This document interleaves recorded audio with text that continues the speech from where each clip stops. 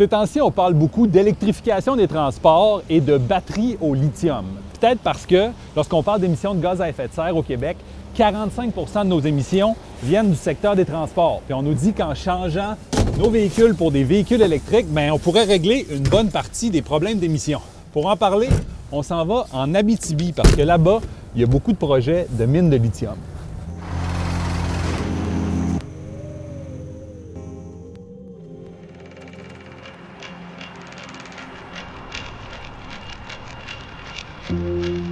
L'électrification des transports, ça fait partie du grand chantier de la transition énergétique.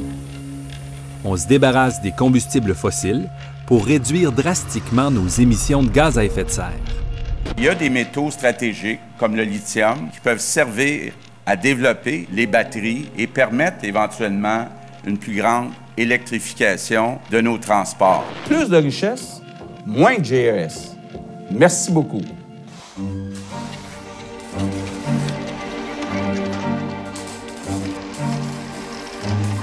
On veut abandonner l'extraction du pétrole, mais la transition vers les énergies renouvelables, ça vient avec une nouvelle forme d'extraction. Les éoliennes, les panneaux solaires et les voitures électriques carburent aux matières premières. Il faut bien sûr les métaux conventionnels, comme le fer et l'acier, pour leur construction. Il y a ensuite des dizaines de produits miniers qui sont nécessaires pour construire les composantes technologiques, comme les batteries. On les appelle les minéraux critiques et stratégiques.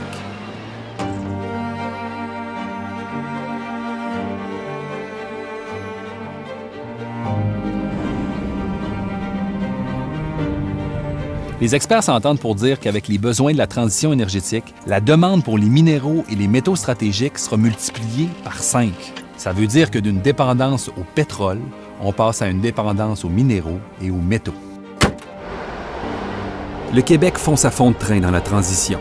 Le gouvernement vise 1,5 million de voitures électriques sur nos routes d'ici 2030. Les composantes de motorisation d'un véhicule électrique nécessiteraient 6 fois plus de minéraux pour sa construction qu'un véhicule à essence. Le Québec participera à l'effort de guerre pour trouver ses ressources. Québec a des gisements importants de minéraux critiques. Je vous annonce que le gouvernement a l'intention d'extraire ces gisements. Dans son plan de valorisation des minéraux critiques, Québec a ciblé une dizaine de ressources à fort potentiel sur son territoire. Mais un métal est sur toutes les lèvres. Lithium. Le lithium. Lithium. Lithium. Le lithium, c'est un métal vraiment important pour la fabrication des batteries lithium-ion qui vont servir à stocker l'énergie de la transition écologique. Sa demande, elle devrait bondir de 500 % d'ici 2050.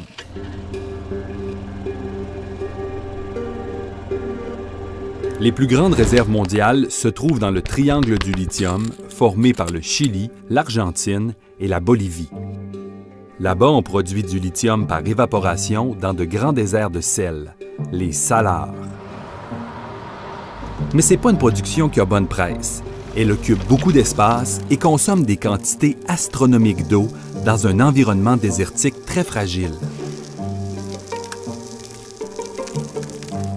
Le Canada détient 3 % des ressources mondiales de lithium. Au Québec, il y a une demi-douzaine de projets de mines à l'étude. Le lithium québécois serait extrait du sous-sol dans des mines à ciel ouvert, comme c'est le cas en Australie, actuellement l'un des plus grands producteurs de la planète.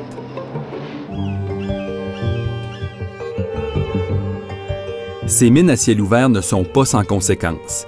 Il y a des montagnes de résidus miniers, des risques de contamination, le carburant brûlé pour l'extraction, l'énergie nécessaire pour les procédés de raffinage et le transport vers les transformateurs.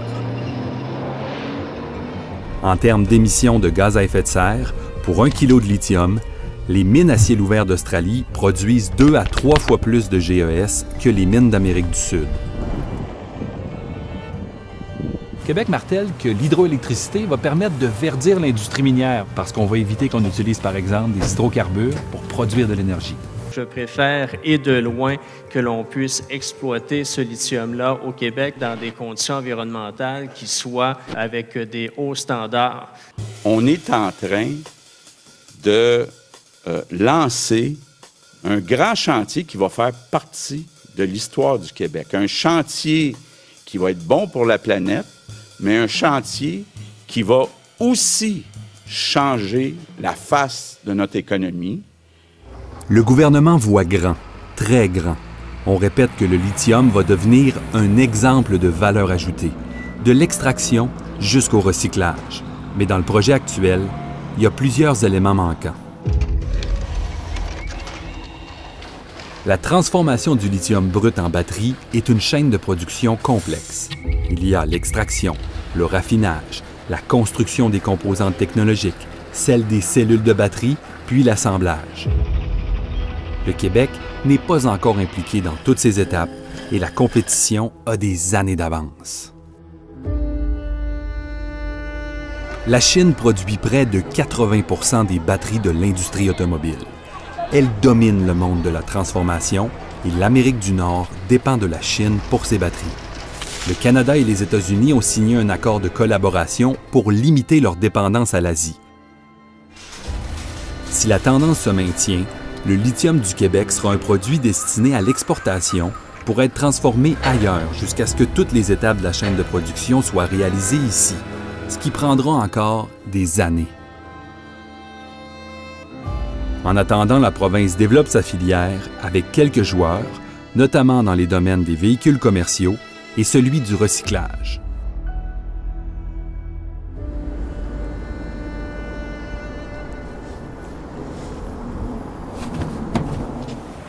On vient juste d'arriver à Val-d'Or. Ici, il y a déjà plusieurs compagnies qui s'activent pour répondre aux besoins de la transition énergétique.